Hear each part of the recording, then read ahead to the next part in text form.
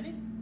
Welcome back to our second installment of making the chocolate mousse pie. In this installment, we're going to talk about melting the chocolate, beating the heavy whipping cream, and separating the egg whites and beating the egg whites. All right, take it away, chef. Okay, here we go. First of all, we do the chocolate first. Okay, so we have the chocolate. We put it into the microwave, and while it looks, we have it running for a minute, so you can see that it's not melted. But oh, look at that! Oh, it's a little ookie. Ookie is a chocolate description, so it's got to do more than that.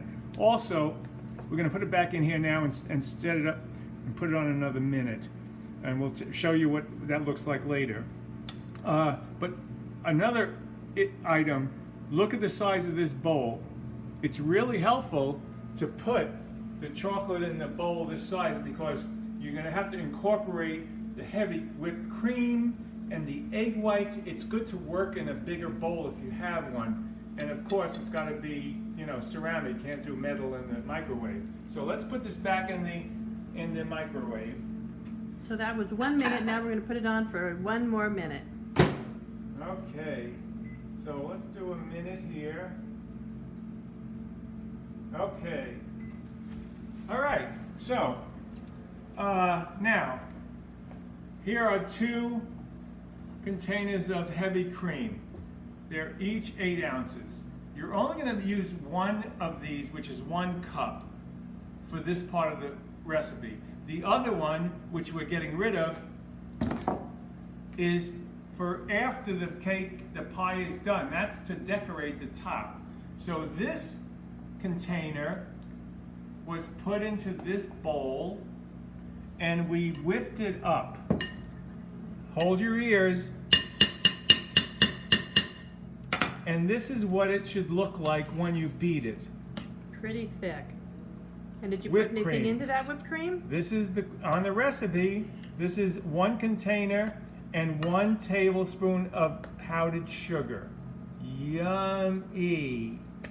And if you just want to make sure there's enough sugar in it, you do this. Yes, it's enough. Good. So put this aside, or you can refrigerate if you want, but it's all right. Oh, did you hear that? Let me get the chocolate out and let's take a look at the chocolate. All right. So, oh God, is that beautiful? Is that beautiful? So, we just make sure it's all melted. Don't burn the chocolate. Check it every once in a while because it can burn easily in a microwave. Yeah, and if you burn it, then you got to start all over because you can't use it. All right, that's fine. Put it on the counter, leave it there. Take your thermometer, because this is important. This has to cool down to a certain temperature. This has got to cool down to 113 degrees Fahrenheit or 45 degrees centigrade. So let's put this in here. And let me tell you what it's at right now.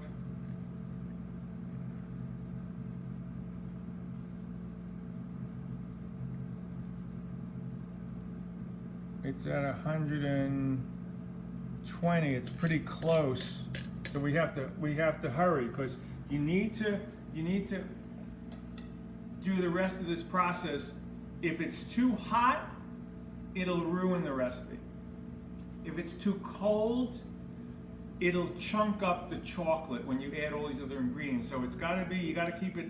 If it gets too cool, you can heat it up a little bit in the microwave, right? A little bit. So we're going to let that sit there.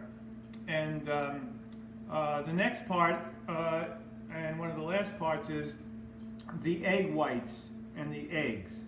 So we have our 3 eggs, which we took out earlier to come to room temperature. And we're going to separate the eggs. this is my most exciting and fun part of all recipes. Most people separate eggs by cracking them and then taking the shells, which I'll do one. So I'm going to crack this egg,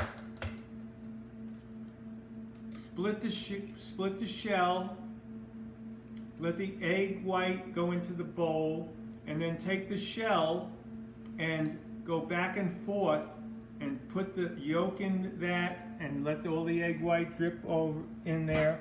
And then you go back into this shell and you do that and let the egg white, and you keep doing it till all the egg white is gone.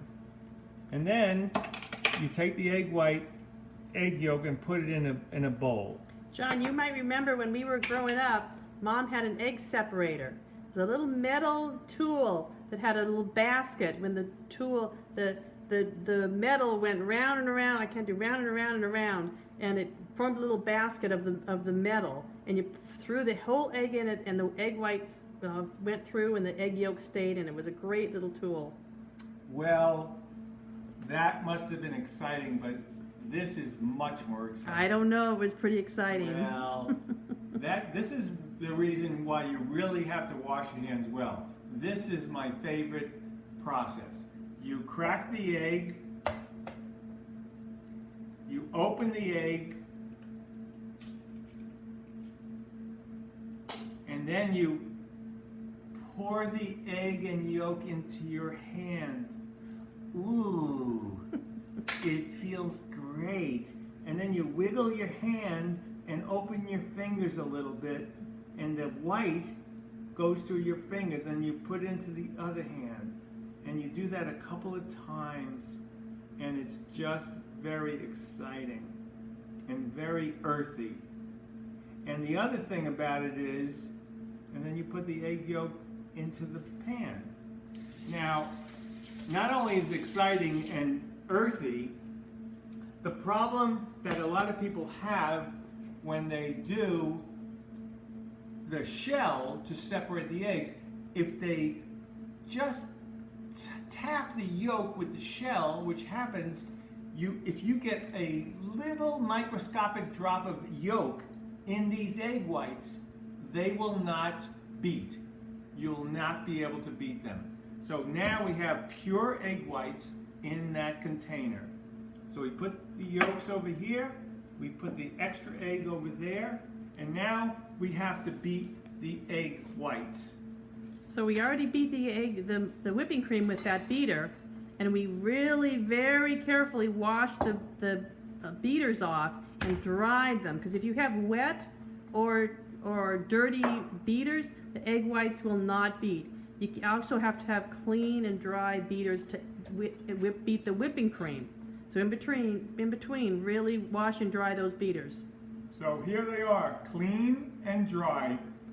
Okay, we're going to leave it there, Roy. You go ahead and beat them up. All right, we'll come back later.